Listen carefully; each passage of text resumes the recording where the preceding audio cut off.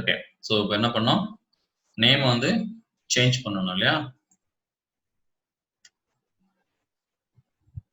அந்த ஃபர்ஸ்ட் இதுதான் சம்திங் ஏதோ ஒரு ஆக்சஸ் வந்து இருக்குது. ஓகே ஃபைன், பார்க்கலாம். இப்போ அடுத்த டேட்டாபேஸ் இந்த DB5ங்கிற டேட்டாபேஸ் இருக்குது. இந்த DB5ங்கிற இந்த டேட்டாபேஸ் வந்து டெலீட் பண்ணணும். ஒரு டேட்டாபேஸை என்ன பண்ணணும் அப்படின்னா வந்து நேம் எப்படி சேஞ்ச் பண்றதுன்னு சொல்லி கிராஃபிக்கலா பார்த்தோம் இல்லையா? கிராஃபிக்கலா நேம் சேஞ்ச் பண்ற மாதிரி somebody using okay the system sometimes automatically வந்து ஏதாச்சும் ஒரு சர்வீஸ் அந்த டேட்டாபேஸை யூஸ் பண்ண ஆரம்பிச்சிருக்கோம். அதை கிளிக் பண்ணா சரியாயிடும். பட் அது எந்த சர்வீஸ்னு பார்த்துட்டு கிளிக் பண்ணணும். சும்மா போய் பிளாங்கா கிளிக் பண்ணிடக்கூடாது. ஓகே, இப்போ நான் இதுல 5ங்கிறதுல இருந்து கிராஃபிக்கலா ஜஸ்ட் நேம் அப்படியே சேஞ்ச் பண்றேன். 6ங்கிறது மாறணும். இப்போ இந்த இடத்துல அகைன் இதுவும் started to use somebody. So இந்த மாதிரி பிரச்சனைகள் வரும். 2-3 டேட்டாபேஸஸ் யூஸ் பண்ணும்போது இந்த மாதிரி பிரச்சனைலாம் நிறைய வரும். இதெல்லாம் நீங்க எதுவும் worry பண்ணிக்க வேண்டாம்.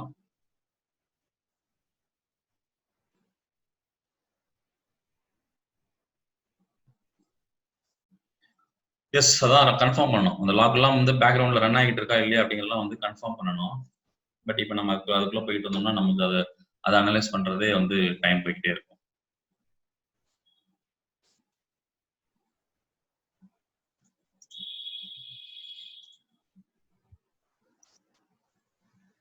Same. The object database name does not exist on the server. So அப்போ இது வந்து ஆல்ரெடி நேம் சேஞ்ச் ஆயிருக்கணும் அல்லது டெலீட் ஆயிருக்கணும். ரெஃப்ரெஷ்.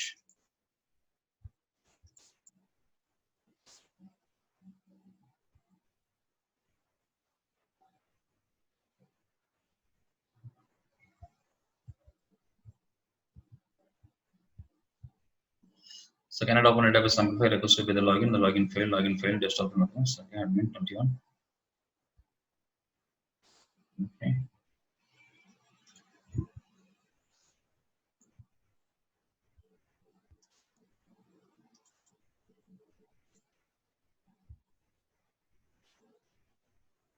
நிறைய இன்ஸ்டன்சஸ் வந்து உள்ள இருக்குது, அதனால வந்து நிறைய பிரச்சனை வரும்.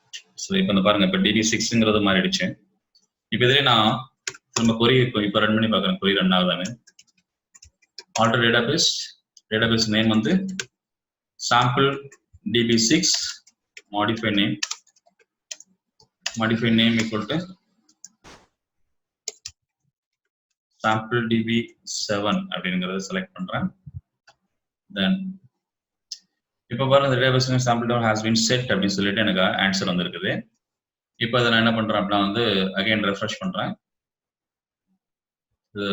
எக்ஸ்ட்ராக்ட் பண்ணி திரும்பி க்ளோஸ் பண்ணிட்டு எக்ஸ்ட்ராக்ட் பண்ணி பார்க்குறேன்.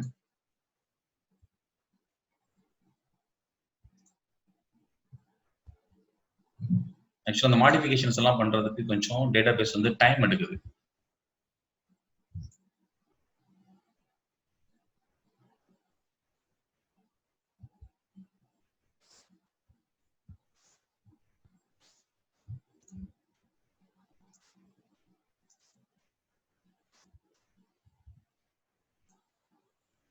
இதில் பாருங்க, நான் புதுசாக திரும்ப லாக் அவுட் பண்ணிட்டு லாக் அவுட் வந்து எல்லாமே ரெஃப்ரெஷ் ஆயிடுச்சு. ரெஃப்ரெஷ் ஆனோன்னு இப்போ பாருங்க, ஆக்சுவலாக நேம் என்ன இருக்கு, நம்ம என்ன கொரி நேம் கொடுத்து சேஞ்ச் பண்ணமோ அந்த நேம்ல என்ன இருக்கு அப்படின்னு வந்து சேஞ்ச் ஆயிருக்கு. நம்ம சாம்பிள் DB7 அப்படிங்கிற நேம்ல தான் என்ன பண்ண சொல்லியிருந்தோம் அப்படின்னா வந்து சேஞ்ச் பண்ண சொல்லியிருந்தோம். ஸோ இப்போ என்ன இருக்கு அப்படின்னா வந்து சேஞ்ச் ஆயிருக்கு. இந்த மாதிரி தான் கொரி மூலமா என்ன பண்றது அப்படின்னா வந்து டேட்டாபேஸோட நேம் என்ன பண்ணிக்கலாம் அப்படின்னா வந்து சேஞ்ச் பண்ணிக்கலாம். ஸோ கொரி மூலம் சேஞ்ச் பண்றது இப்படி, கிராஃபிக்கலைஸ் பண்ணும்போது எப்படி யூஸ் பண்ணிக்கலாம் அப்படின்னா இதை ஜஸ்ட் இதை கிளிக் பண்ணீங்க அப்படின்னாலே எடிட்டபிள் மோடம் வரும். அதர்வைஸ் என்ன பண்ணிக்கலாம் அப்படின்னா வந்து ரைட் சைட்ல கிளிக் பண்ணும்போது ரீநேம் ஆப்ஷன் வரும். நீங்க கிளிக் பண்ணி என்ன பண்ணிக்கலாம் அப்படின்னா வந்து டெலீட் பண்ணிக்கலாம், சாரி ரீநேம் பண்ணிக்கலாம். இப்போ இதை நான் ரைட் கிளிக் பண்ணி டெலீட்டை கிளிக் பண்றேன். ஸோ ஃபர்ஸ்ட் செஷன் அந்த இதுக்கு வந்து அது நமக்கு டெலீட் ஆகல.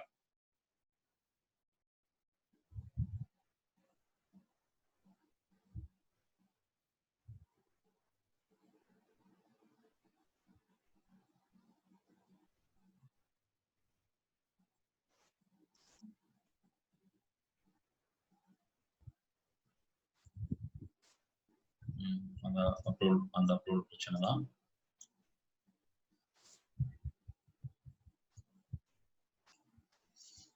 எல்லாமே இப்பதான் இன்ஸ்டாலேஷன் எல்லாமே இப்பதான் பண்ணியிருந்தேன். அதனால நிறைய பெர்மிஷன்ஸ் இல்லாம இருக்கலாம், அல்லது ஆட்டோமேட்டிக் லாகின் இருக்கலாம். இப்போ இந்த செகண்ட் இதுக்கு வந்து என்ன ஆயிடுச்சு அப்படின்னா வந்து நான் மேனுவல் டெலிட் கொடுத்தேன், டெலிட் ஆயிடுச்சு பாருங்க. கிராஃபிக்கல் யூசர் டெலிட் கொடுத்தேன், டெலிட் ஆயிடுச்சு. அப்போ டேட்டாபேஸ் தேவையில்லை அப்படின்னா இதெல்லாம் உங்க சிஸ்டத்துல மட்டும் தான் நீங்க பண்ண முடியும். லைவ் என்வரான்மெண்ட் இதெல்லாம் உங்களுக்கு பண்றதுக்கு பெர்மிஷன் இருக்காது. லைவ் என்வரான்மெண்ட்ல ஃபுல்லா என்ன பண்ணி வச்சிருப்பாங்கன்னா இந்த ஃபீச்சர்ஸ் ஃபுல்லா டிசேபிள் பண்ணி வச்சிருப்பாங்க. டெவலப்பருக்கு இந்த ஃபீச்சர் ஃபுல்லா என்ன வச்சிருப்பாங்க, டிசேபிள் பண்ணி வச்சிருப்பாங்க. இந்த ஃபீச்சர் உங்களுக்கு கொடுத்தாங்கன்னா கம்பெனி மேல கோவத்துல நீங்களே என்ன பண்ணிட்டு போறீங்க அப்படின்னா வந்து டேட்டாபேஸ எல்லாத்தையும் டெலிட் பண்ணிட்டு போயிட்டீங்க கம்பெனி விட்டு வெளில போகும்போது. அதனால இதை யாருக்கு தர மாட்டாங்க, டெவலப்பர்ஸ்க்குலாம் என்ன தர மாட்டாங்க அப்படின்னு கேட்டீங்கன்னா வந்து இந்த டெலிட் பண்ற ஃபீச்சர்ஸ் வந்து பொதுவா தர மாட்டாங்க. இதெல்லாம் ஜஸ்ட் இருக்குங்கிறத தெரிஞ்சுக்கிறதுக்கு நான் ஷோ பண்ணி காட்டுறேன்.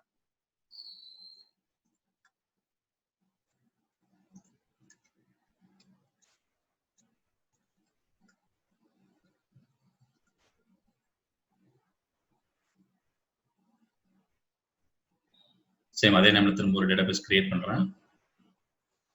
கொரி மூலம் டெலிட் பண்ணலாமா, எப்படி பண்ணலாம்? டிராப் டேட்டாபேஸ் இந்த லைனை மட்டும் ரன் பண்ணோம், அதனால அந்த லைனை மட்டும் செலக்ட் பண்ணிக்கிறேன்.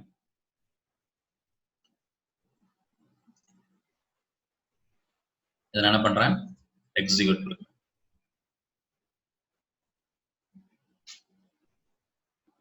ஸோ கமாண்ட் லைன் கம்ப்ளீட் ஆயிடுச்சு. ரெஃப்ரெஷ் பாருங்க, இப்போ அந்த டேட்டாபேஸ் இல்லை. கொரி மூலமா அதை என்ன பண்ணிட்டேன் அப்படின்னா வந்து டெலிட் பண்ணிட்டேன். அப்போ கொரி மூலமா டெலிட் பண்ணலாம், எப்படி பண்ணலாம்? ஸோ எப்படி கொரி எழுதுறது அப்படிங்கிறதுக்கா கிரியேட் பண்றதுக்கு கொரி என்ன, ஆல்டர் பண்றதுக்கு கொரி என்ன, டிராப் பண்றதுக்கு டிராப் தான் அங்கே டெலிட்டுங்கிறது, டிராப் பண்றதுக்கு கொரி என்ன அப்படிங்கிறதெல்லாம் ஐடியா கிளியரா இருக்கா?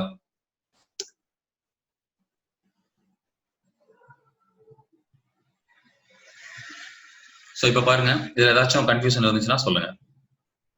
இதுல ஏதாச்சும் கிளாரிஃபை இல்லாம இருந்துச்சு அப்படின்னா என்னன்னு சொல்லுங்க. இப்போ இது வரைக்கும் ஒரு டேட்டாபேஸ்னா என்ன, அந்த டேட்டாபேஸ் எப்படி கிரியேட், நம்ம என்ன டேபிள்ங்கிற கான்செப்ட்டுக்கு போகவே இல்லை. ஏன்னா அதுக்கு முன்னாடி நமக்கு டேட்டாபேஸ் தான் வேணும்னு சொல்லியிருக்கோம். ஃபர்ஸ்ட் டேட்டாபேஸை கிரியேட் பண்ணிட்டு தான் எங்க போகணும், சர்வர் பார்த்துட்டோம், சர்வருக்குள்ள லாகின் பண்ணிட்டோம், லாகின் பண்ணிட்டு இதுக்குள்ள இப்போ பிசினஸ்க்கு தேவையானபடி டேட்டாபேஸ் எப்படி கிரியேட் பண்றதுன்னு பார்ப்போம், டேட்டாபேஸ் எப்படி ஆல்டர் பண்றது, டெலிட் பண்றது அப்படின்னு பார்த்துருக்கோம். அதுக்கு பிறகு நம்ம எங்க இதுக்குள்ள போகிறோம் அப்படின்னா வந்து டேபிள்குள்ள போக போறோம். ஸோ இப்போ டேட்டாபேஸ் அப்படிங்கிறத கிரியேட் பண்ணிருக்கிறோம். இந்த கிரியேட் பண்ணி ஆல்டர் பண்ற, டெலிட் பண்றது இதுல எனக்கு வந்து புரியல, இது கொஞ்சம் கன்ஃபியூஸா இருக்கு அப்படின்னு சொல்ற மாதிரி ஏதாச்சும் இருந்துச்சுன்னா பிங் பண்ணுங்க.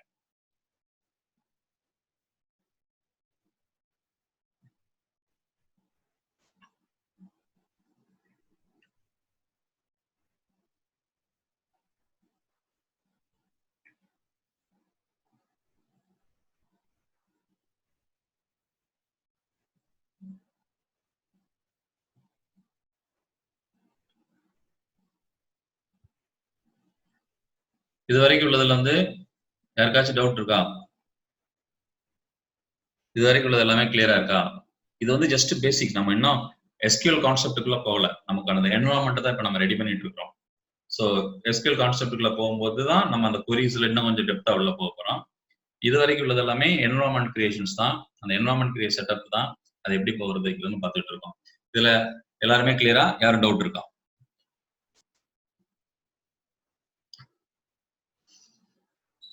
Okay fine. So SQL server software எத்தனை பேர்கிட்ட இருக்கு, எத்தனை பேர்கிட்ட இல்லை? இருக்குங்கிறவங்க எஸ்ன்னு டைப் பண்ணுங்க, இல்லைங்கிறவங்க நோன்னு டைப் பண்ணுங்க. மெசேஜ்ல SQL சர்வர் சாஃப்ட்வேர் என்னோட சிஸ்டத்துல இருக்குங்கிறவங்க எஸ்ன்னு இன்ஸ்டால் மெசேஜ்ல டைப் பண்ணுங்க, இல்லாதவங்க நோன்னு பண்ணுங்க.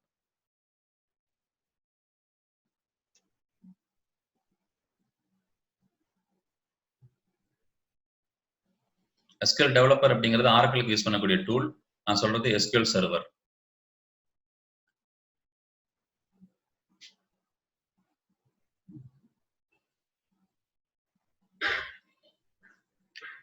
ஸோ SQL சர்வர் இருக்குங்கிறவங்க இதை பிங் பண்ணுங்க. ஒரே ஒரு நிமிஷம் நான் வந்துடுறேன். இல்லாதவங்க நோன்னு பிங் பண்ணுங்க.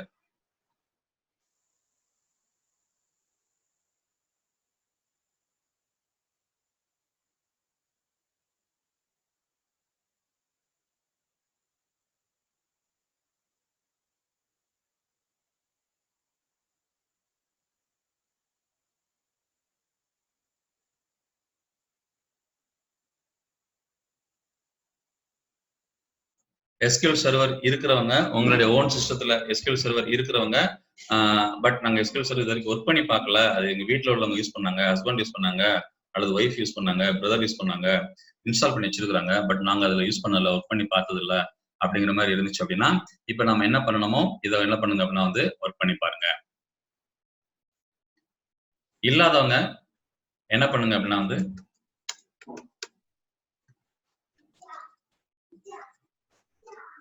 SQL Server Developer 2017 போடுங்க. SQL Server Developer 2017 டவுன்லோட்னு போடுங்க. SQL Server Developer 2017 டவுன்லோட்னு போட்டு இந்த மெயின் விண்டோக்கு போங்க.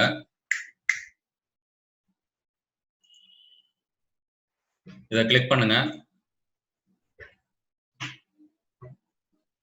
இதை கிளிக் பண்ணிட்டு இதுல பாத்தீங்கன்னா இந்த டெவலப்பர் அப்படிங்கிறதுக்கு கீழே ஆக்சுவலா 19 வெர்ஷன் இருக்குது. இது வந்து இது பை டிஃபால்ட்டா 19 வெர்ஷன் காட்டுறாங்க. 19 கூட பண்ணிக்கலாம், தப்பு கிடையாது.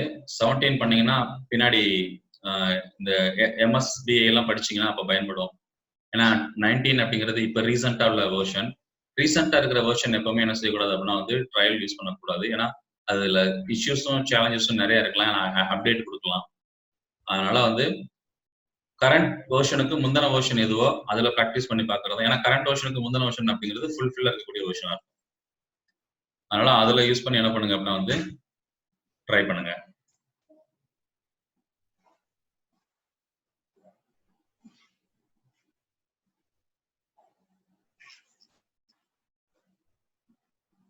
அந்த மைக்ரோசாஃப்டோட லிங்க்லயே SQL Server 2017 அப்படின்னு ஒரு லிங்க் இருக்கு. அதை கிளிக் பண்றேன்.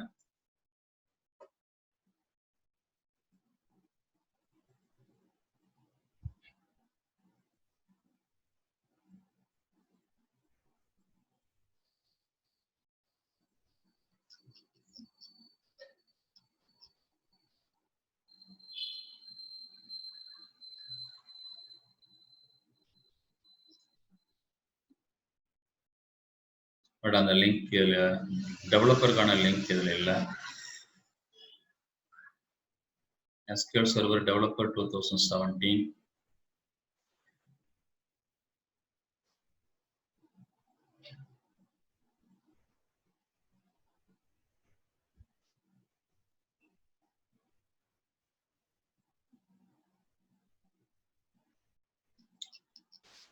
ஆக்சுவலா ஒரு லிங்க்ல என்ன பண்ணா வந்து எல்லா வெர்ஷன்ஸையும் செலக்ட் பண்ணக்கூடிய ஒரு ஆப்ஷன் வந்து வரும். அந்த லிங்க் இப்போ வரல, அது எந்த லிங்க்ல வருது தெரியல.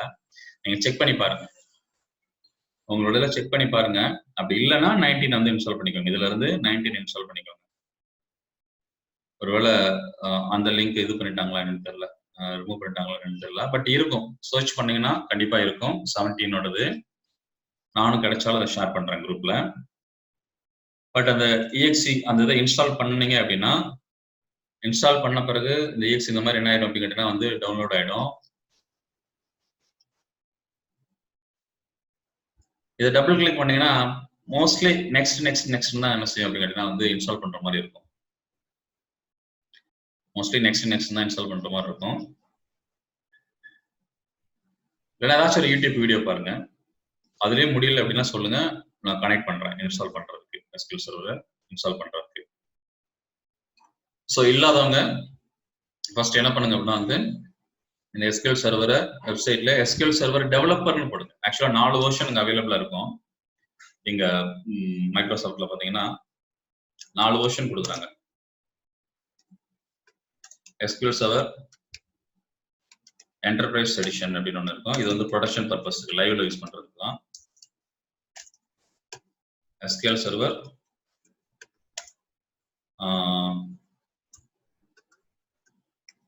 எக்ஸ்பிரஸ்ன்னு ஒன்று இருக்கும். இது வந்து ஃப்ரீ எடிஷன் தான். SQL Server டெவலப்பர்னு ஒன்று இருக்கும், இதுவும் ஃப்ரீ தான். இன்னொன்று வந்து ஸ்டாண்டர்ட் நினைக்கிறேன். SQL Server standard or something, அந்த நேம் எனக்கு இன்னும் ஞாபகம் இல்லை. அதெல்லாம் பட் இதுவும் ப்ரொடக்ஷன்ல யூஸ் பண்றது. இதுல நாம ஃப்ரீயா இருக்கக்கூடிய இந்த ரெண்டுல ஒன்று யூஸ் பண்ணலாம். இந்த ரெண்டுல இப்போ வந்து என்ன பண்ணிருக்காங்கன்னா டெவலப்பர்னு இப்போ கொடுத்துருக்காங்க. அந்த வெர்ஷன்ஸ் வந்து நீங்க யூஸ் பண்ணீங்கன்னா இது நல்லா இருக்கும். இது வந்து என்னன்னா என்டர்பிரைஸ் ஃபீச்சர்ஸ்ல என்னெல்லாம் இருக்கோ எல்லா ஃபீச்சர்ஸுமே மோஸ்ட்லி இதுல இருக்கும். அதோட லைவ் என்வரான்மெண்ட்ல எப்படி இருக்குமோ அந்த மாதிரி இதை பார்த்துக்கலாம். பட் என்ன பயன்படுத்தக்கூடாதுன்னா இதை கொண்டு போய் ப்ரொடக்ஷன் யூஸ் பண்ணக்கூடாது. பட் நம்ம வந்து லேர்னிங் பர்பஸ் தான் யூஸ் பண்றோம். அதனால நாம எது பெஸ்டா இருக்கோம்னா வந்து SQL சர்வர் டெவலப்பர் அப்படிங்கிறதா வந்து வெர்ஷன் 2017 ஆர் 19. 17 முதல்ல ட்ரை பண்ணுங்க. இல்ல அப்படின்னா 19 வந்து என்ன பண்ணலாம், ஃபைனலைஸ் பண்ணி இன்ஸ்டால் பண்ணி வச்சுக்கலாம். பட் ஏதோ நம்ம வந்து அந்த டெப்த்தாலாம் உள்ள போட்டு நம்ம SQL server developer, SQL server admin அந்த ரோலுக்குலாம் நம்ம லேர்ன் பண்ண போறதில்ல.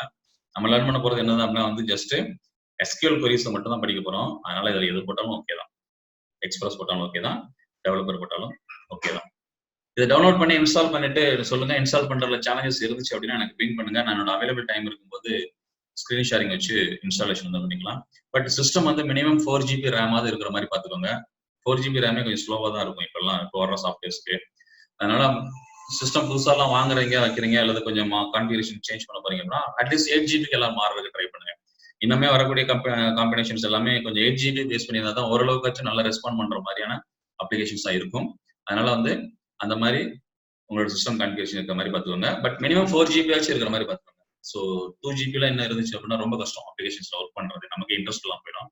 ஸோ மினிமம் 4 GB இருக்கிற மாதிரி ட்ரை பண்ணிக்கோங்க. ஓகேவா? ஸோ நெக்ஸ்ட் செஷன் எப்போ அப்படிங்கிறத வந்து நான் பிங்க் பண்றேன், இதுல வாட்ஸ்அப்ல ஷேர் பண்றேன்.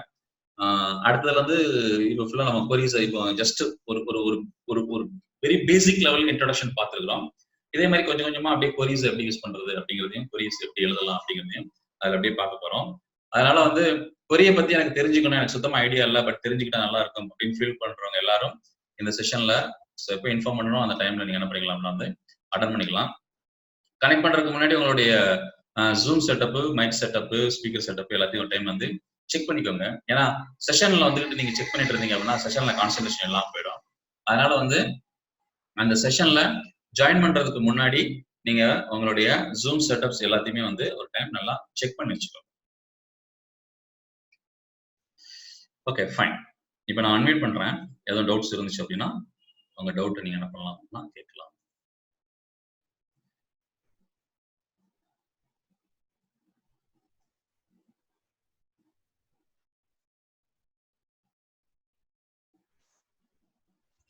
இப்போ நீங்களே அன்மியூட் பண்ணிக்கலாம். அன்மியூட் பண்ணிட்டு உங்க டவுட் இருந்துச்சுன்னா கேட்கலாம். எல்லாத்துக்கும் அன்மியூட் பண்ற அளவு பெர்மிஷன் கொடுத்தேன். ஸோ இப்போ நீங்க என்ன பண்ணிக்கலாம்னா உங்களை யாரும் அன்மியூட் பண்ண முடியலன்னா சொல்லுங்க. நீங்க அன்மியூட் பண்ணிட்டு உங்களோட டவுட் இருந்துச்சுன்னா டவுட்டை கிளாரிஃபை பண்ணிக்கலாம். சார் சொல்லுங்க. இப்போ லைவா வந்து நம்ம query வந்து query பண்ணுவோமா இல்ல கிராஃபிக்கலா யூஸ் பண்ணுவோம் சார்? query எழுதுவோமா இல்ல கிராஃபிக்கலா யூஸ் பண்ணுவோமா? query எழுதுறது தான் வந்து அதிகமா நம்ம யூஸ் பண்ணுவோம். கிராஃபிக்கல் யூஸ் பண்றது வந்து கம்மி தான். நம்ம மெயினா தெரிஞ்சுக்க வேண்டியது வந்து query எழுதுறது தான் நம்ம மெயினா தெரிஞ்சுக்கணும்.